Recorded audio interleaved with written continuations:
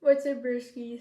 Today we're back with another video, and today we're going to be reviewing another Delver, Warden. Warden is actually made by the same people who made Creatures of Scenario. Hope I'm saying that right. I used to play that game with my sister, and she just played it by herself sometimes too, so I knew a little bit about that game, but not too much. I just really played it with my sister. So besides that, not too much. So it was really interesting to hear that they were going to make a Delver game. And I've heard a lot of people say that it's really good, so I decided to check it out for myself. And well, let's just say I wasn't disappointed at all. First you go in there and you see this lobby with a bunch of cool creatures in it. Very pretty style and the such. The first character you get is Milo, which is the only guy's name I remember of the creatures you play as. Milo's kind of like your Boxton from Danish World for this game. They have free of everything, and their ability is they give like a 25% boost to like a radius around them to like their teammates and stuff of like damage, speed, stamina regen, I think maybe. But yeah, anyways, I've only got one other character, and it's like the little speedy guy that kind of looks like a Yeti if you like shrunk it, I guess, or something like that. He has like one horn. Anyways, you know what I'm talking about if you know what I'm talking about. And his words, he always like shouts or something. He's like, ah, or something like that. But I haven't played him yet because I was trying to get Milo to Mastery 50 so I can go into the advanced lobby.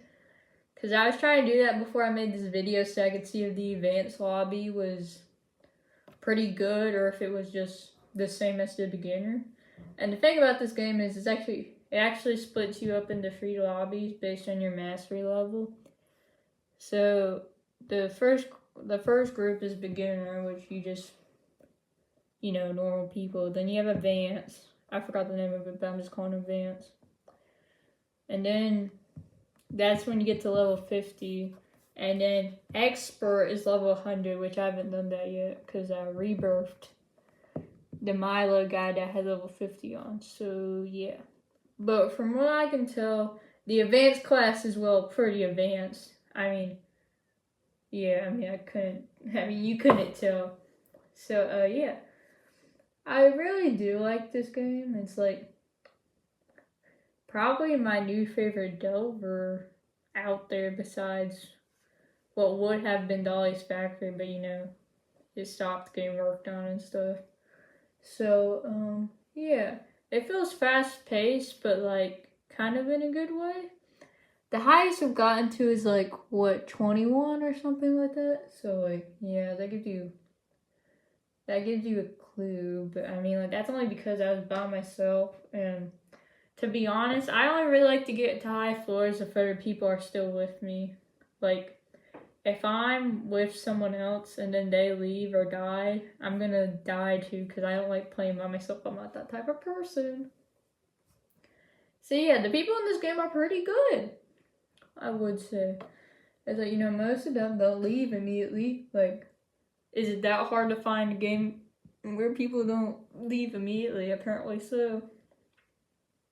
Anyways, from what I can tell, most of the designs are pretty good in this game. And so, yeah, I haven't really seen any major problems from this game, so that's pretty good. The map designs are pretty cool. And they also have boss floors. It's every 10 floors, I believe. The first one you normally get is this thing called the Overseer, I'm pretty sure, which has to be my least favorite out of the 3 they have right now, or at least I think it's 3, because I've only encountered 3, which one of them I think they had recently, but, yeah.